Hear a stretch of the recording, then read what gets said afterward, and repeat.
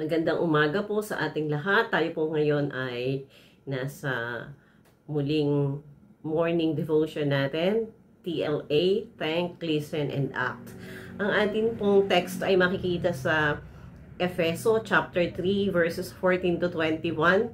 Ganito po ang sinasabi: Mga kapatid, ako'y naninikluhod sa Ama na siyang pinagtutularan ng pagkaama sa bawat sambahayan sa langit at sa lupa.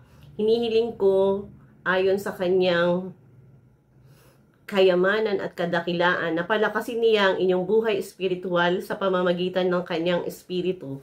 Naway manahan si Kristo sa inyong puso sa pamamagitan ng inyong pananalig sa kanya upang sa inyong pag-uugat at pagiging matatag sa pag-ibig, maunawaan ninyo kasama ng mga hinirang kung gaano kadakila ang pag-ibig ng Diyos, at naway makilala ninyo ang di matingkalang pag-ibig na ito upang mapuspos kayo ng kapuspusan ng Diyos. Sa Diyos na makagagawa ng higit kaysa sa lahat ng maaari nating hilingin at isipin sa pamamagitan ng kanyang kapangyarihang naghahari sa atin, sumakanya ang kapurihan sa pamamagitan ng simbahan at ni Kristo Jesus magpakailanman. Amen. Yun pong Efeso 3:14-21 ay isang makapangyarihang panalangin ni Apostol Pablo para sa mga mananampalataya sa Efeso. Ito po ay nagpapakita ng kanyang malalim ng hangarin para sa kanilang espiritual na paglago at pagkaunawa sa pag-ibig ng Diyos. Doon po sa Efeso 3:14-15, ito po ay panalangin na may pagpapakumbaba. Dahil dito, ako'y lumuluhod, ako'y naninikluhod sa harapan ng Ama. Yun po yung sabi ni Pablo. Nagsisimula si Pablo sa pagluhod. Ito po ay isang posisyon ng pagpapakumbaba at paggalang. Ipinakikita nito yung kanyang matinding pagbibitagan sa Diyos Ama. Tinutukoy niya yung Diyos bilang pinagmula ng bawat pamilya sa langit at sa lupa. Ngayon po yung Efeso 3:16-17a, ito naman po ay panalangin para sa panloob na lakas at pananahan ni Kristo. Idinadalangin ko sa pamamagitan ng kanyang espiritu ay palakasin niya ang iyong buhay espiritual ayon sa kanyang kayamanan at kadakilaan upang manahan si Kristo sa inyong mga puso sa pamamagitan ng pananampalataya. So dito humihiling naman po si Pablo ng espiritual na pagpapalakas para sa mananampalataya. Ang lakas na ito ay hindi mula sa kanilang sarili, kundi mula sa banal na espiritu. Itong espiritu po na to, tinawag po nating banal, siya po ay gumagawa ayon sa kayamanan at sa kadakilaan ng Diyos. Yung pangunahing layunin po ng lakas na ito ay upang manahan si Kristo sa puso ng bawat mananampalataya, na nangangahulugan po na si Kristo ay hindi lamang nasa buhay, kundi siya ay namumuhay sa pinagkalooban sa pinakakaloob-looban ng kanilang pagkatao. Nagiging sentro ng kanilang isip, emosyon at kalooban si Kristo. Ngayon, ito naman pong Efeso 3:17-19 ay panalangin para sa pag-unawa sa pag-ibig ng Diyos. At ang sabi po doon, at naway makilala ninyo ang di matingkalang pag-ibig na ito upang mapuspos kayo ng kapuspusan ng Diyos. Ito pong matingkalang pag-ibig, kung meron po ditong Gen Z or meron Gen X, Millennials, maharahil ay hindi po nila mauunawaan yung salitang ito. Ano po? Kasi masyadong napakalalim na Tagalog. Ang ibig pong sabihin ay parang hindi masayod, hindi napakasakdal. In English, it is beyond understanding. Ito po ay incomprehensible. Hindi masukat ang lalim, hindi masukat ang taas, ang lawak. Kaya ang karaniwang hindi kaya ng karaniwang kaalaman o pamantayan yung pag-ibig ng Diyos. Imagine mo ang di matingkalang pag-ibig. Parang isang super duper na pag-ibig na sobrang laki at lalim na hindi mo kayang sukatin o intindihin. Parang ang laki-laki ng universe, pero yun yung pag-ibig ni God para sa iyo. Ngayon, isipin mo, paano kaya ito nakaka-epekto kapag nagpe-pray ka? Yung incomprehensible, yung di matingkalang pag-ibig kapag nananalangin ka sa ganitong uri ng Diyos o ganitong katangian ng Diyos.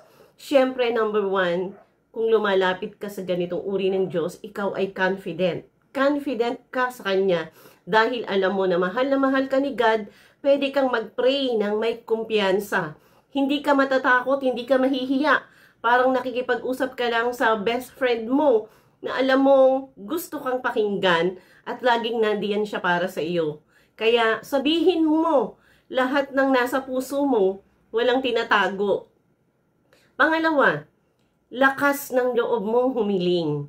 Dahil nga sobrang laki ng pag-ibig niya, pwede kang humingi ng mga bagay na sa tingin mo ay imposible. Hindi ka dapat limitahan ng, ay baka hindi ko naman makuha yon. Kasi si God, mas higit pa ang kaya niyang ibigay kaysa sa iniisip mo. Kaya go lang, hingi ka lang ng malalaking pangarap mo. Number 3, feeling payapa at kalmado ka. Kapag may problema ka at kinakabahan ka, isipin mo lang yung di matingkalang pag-ibig ng Diyos. Mararamdaman mo yung kapayapaan. Pwede mong ibato sa Kanya lahat ng worries mo kasi alam mong magmamalasakit siya sa iyo para lang may yumayakap sa iyo para kapag ikaw ay nalulungkot. At yung number 4 nito, wow, salamat po.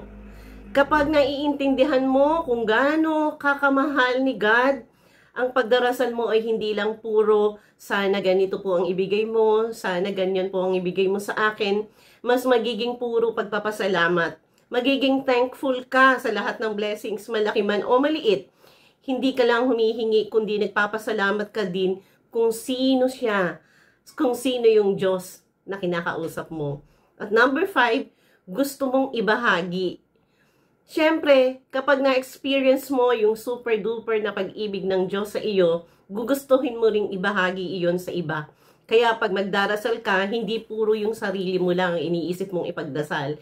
Ipinagpe-pray mo rin yung family mo, mga kaibigan mo, ang ka-church mo, ang buong mundo. Kasi gusto mong maranasan din nila yung pagmamahal na nararamdaman mo.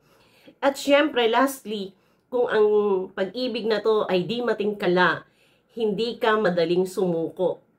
Kung minsan hindi agad nasasagot yung prayer mo, pero dahil alam mo ang pag-ibig ni God ay hindi nagbabago, hindi ka madaling susuko sa pagdarasal. Magtitiwala ka na may plan siya kahit hindi mo pa nakikita.